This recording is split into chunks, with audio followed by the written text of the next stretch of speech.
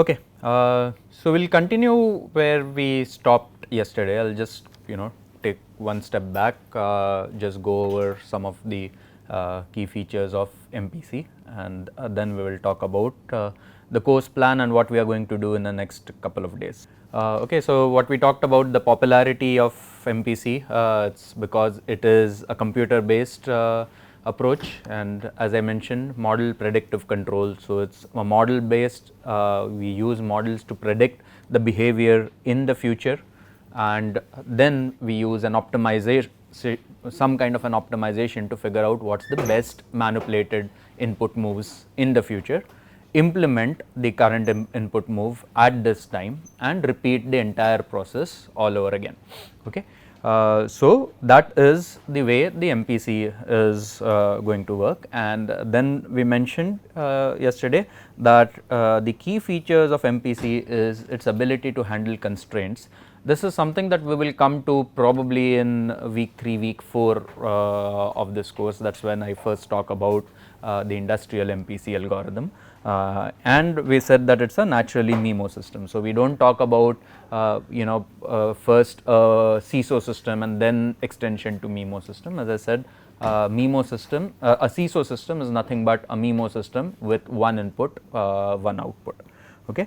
And we talked about the receding horizon approach, and we took an example of you driving a car.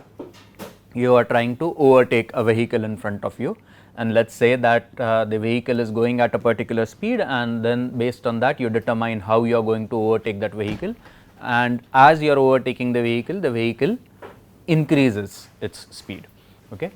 Yesterday after the class there was a question that are we replacing sensors with an observer? Okay. We are not replacing sensors with an observer. What is happening is, let us say you are right now, you are over here, and this is where the truck is. Okay.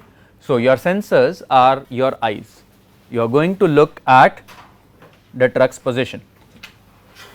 Okay. But truck's position itself is not sufficient for you to take decisions in an optimal manner. What you also need is the speed, and what you also need is the rate of change of that speed. But you are not really measuring the speed, you are not really measuring the acceleration. What you are really measuring is position. Right now the position is so and so, a second back the position was so and so, a second back the position was so, and so on. So you have the position of this particular vehicle for maybe last minute or last half a minute. Okay. That is when you said, that is when the vehicle came into your view, and you had this idea that you need to understand how that vehicle, how that truck is moving. Okay. So from these measurements you are inferring something. Okay. And that is what an observer does. Okay. Your traditional control was basically about the location, about the history, and you are integrating over the error in some way. So there was no this kind of a behavior at all involved in your PID control or your on off control or your ratio controls and things like that. This is something unique to MPC, where you are predicting the behavior, and in order to predict the behavior you do not only need the sensor information, but you need the information of the entire state. So course outline, this week we are going to really go over the basics of control, basics of linear algebra, and so on. Okay. Then the next 4 weeks, that is up to your quiz 1, from week 1, week 2, week 3 and week 4 will do introduction to MPC. We will talk about models. Previous slide I talked about the model choices. We will talk about models, interconversion. We will talk about something about the model analysis. You are used to transfer function models in time domain, which is 1 divided by tau s plus 1 type of models. How do you convert it into discrete time is something that we will also talk about in week 2. Week 3 we will talk about first principles models and interconversion. Week 4 we will talk about dynamic matrix control, that is the industrial algorithm that I mentioned. Okay. So if you see, the red talks about models, the blue talks about the control algorithm, and the orange color over here talks about the estimation part. Okay. So, in each 4-week component, I try to cover the modeling aspect, I try to cover the control aspect, I try to cover estimation aspect, because all three of them are integral to using an MPC controller. Okay. So, first 3 weeks or first 2 weeks are more like recap or laying the foundations. Next 2 weeks are about MPC in the industrial context.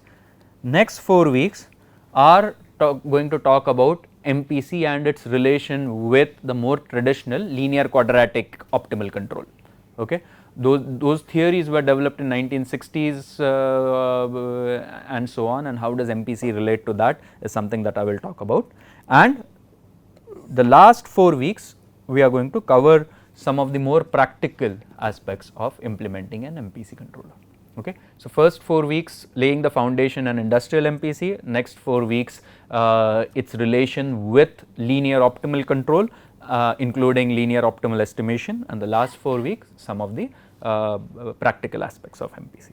So, what are we going to do in this particular week in the next couple of lectures? We are going to talk about linear controllers, and why we are talking about linear controllers is because linear controllers are most commonly used as I had mentioned in yesterday's class.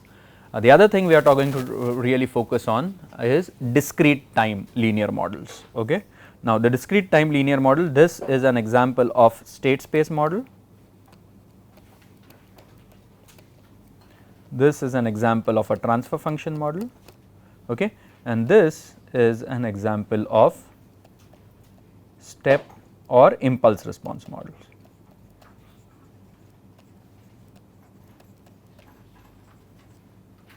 So, we are going to talk about all of these 3 models in the next week. This week we are going to recap basics of linear algebra and process control, or your first course in control, in the way that it is relevant to this particular course. Okay. So, that all of us talk kind of the same language because some of you are aerospace engineers, some of you are electrical engineers, applied mech. So, you would have learned the same concept in slightly different languages. So, to make sure that we talk a similar language, we will do this. Okay. So, with respect to this, first we will do a brief recap of undergraduate control concepts of feedback, feed forward, block diagram, transfer functions, PID control, and then we will do a recap of basic linear algebra and basic modeling concepts. Okay. Again, there was a question, I am not a chemical engineer, would that matter? No, it would not matter, because we will take examples motivated from chemical engineering, but what you are really going to work on are models of this nature. Okay. So, it really does not matter where those models came from, as long as we have those models, we are going to be able to do this control. Okay. So, only the problem definition would have relation to chemical engineering. Beyond that, so 95% of the things that we are going to do is going to be applicable to chemical, electrical, aerospace, or any other engineers for that matter. Okay. So, what is the plan for the next couple of days? We will control the basics of we will cover the basics of process control. We will do a recap of linear algebra. We will talk about differential equations and difference equations. So, difference equation is of this form. So, even if you have, we will go over this in detail. Transfer functions, we are not really going to go in detail. We are going to cover transfer functions insofar as it is important for you to convert a given transfer function model into a state space model. So, all of this we are going to talk really based on the state space model form and the step response model forms. Okay. So, the relation between ODE model and difference model is quickly something that we will talk about, and finally we will do the introduction to MATLAB. Okay. So, each of this probably each concept is going to take about half an hour to cover each of these concepts. Okay, that's the plan for the next 2 lectures. Any questions so far before we move further?